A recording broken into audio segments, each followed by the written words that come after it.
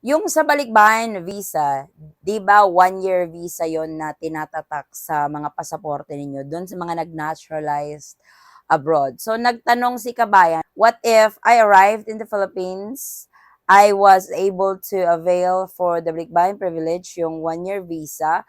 Then after 3 months, nag-Singapore kami ng pamilya ko. When I come back to the Philippines, will my 1-year balikbayan visa will just continue or makaka-receive ako ng bago? Makaka-receive ka ng bago, kabayan. Kasi yung unang tinatak sa inyo, one-time use lang yun.